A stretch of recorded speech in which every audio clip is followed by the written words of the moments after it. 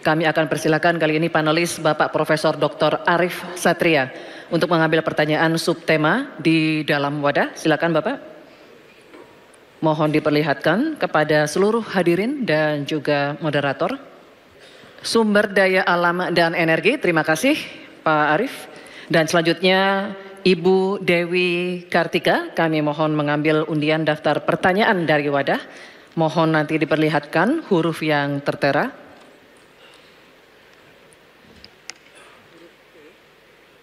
Huruf C, terima kasih Ibu. Baik, kami akan buka Bapak-Bapak amplop pertanyaannya, masih tersegel juga. Kami ingatkan kembali bahwa kami akan membacakan pertanyaan ini satu kali. Mohon didengarkan dengan seksama untuk Bapak Mahfud MD. Korupsi pertambangan dan perikanan ilegal serta pembalakan liar masih marak terjadi. Hal ini mengakibatkan kerusakan ekologis di darat dan di laut serta ketidakadilan sosial. Pertanyaannya, bagaimana strategi paslon menanggulangi praktik ilegal tersebut untuk mewujudkan keberlanjutan sumber daya alam? Waktu untuk menjawab 2 menit, Bapak dimulai saat berbicara, silakan. Baik, terima kasih. Sebenarnya persoalan penyelesaian SDA dan energi selalu harus menyeluruh dari hulu ke hilir. Keterbukaan informasi agraria, termasuk kehutanan misalnya. Saya ini punya pengalaman di dalam sidang-sidang yang membicarakan tentang ini misalnya, informasinya tertutup. Siapa yang punya lahan ilegal di sebelah sana? Ketika dibuat daftar, tidak ada di dalam daftar. Sementara ada masyarakat yang punya data.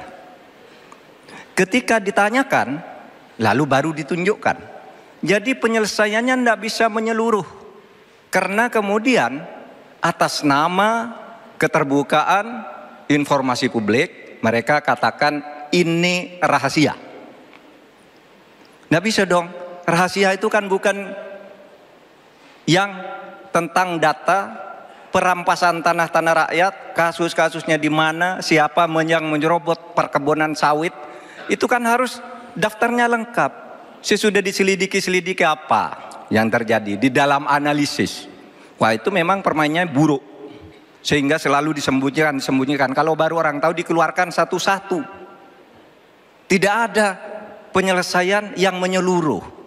Nah, oleh sebab itu ini menjadi penting bagi kita keterbukaan informasi tentang data-data. Kalau kita mau menyelesaikan, data itu menjadi basis untuk penyelesaian. Kita juga pernah, atau kami kalau bicara soal rekam jejak, ya, kita ikut dalam upaya penyelesaian satu peta sebagai rujukan untuk masalah-masalah tersebut. Demikian. Baik, terima kasih Bapak Mahfud MD.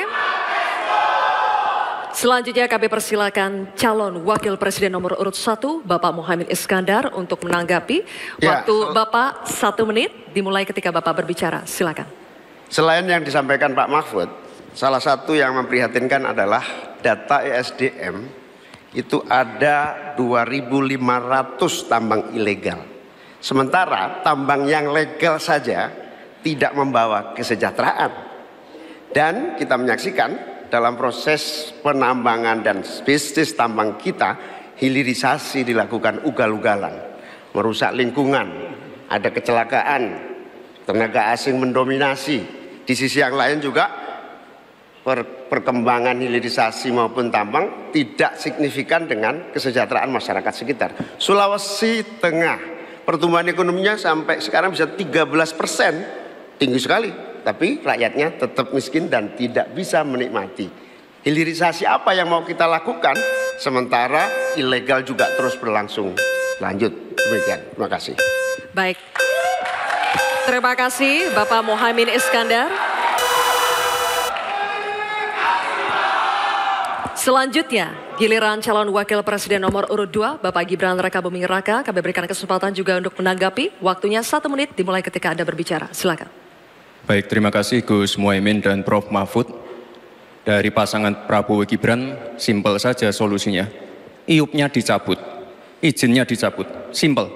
Karena sesuai Undang-Undang Dasar 1945 pasal 33 ayat 3 dan 4 dan juga Pancasila sila 4 dan 5, kita ingin sumber daya alam ini dimanfaatkan sebesar-besarnya untuk kemakmuran rakyat.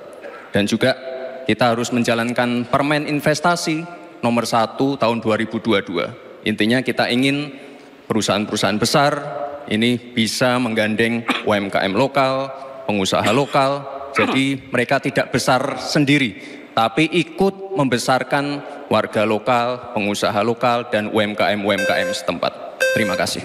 Masih ada waktu Pak Gibran, cukup atau lanjut? Cukup? Baik. Terima kasih.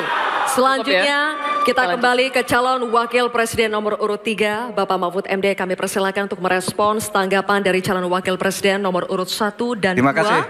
Waktunya 1 menit Bapak, dimulai ketika Anda berbicara. Baik, saya mencatat juga tambang ilegal sebanyak 2.500, tapi juga ada yang lebih dari itu.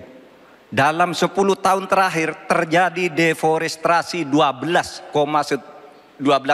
hektar hutan kita.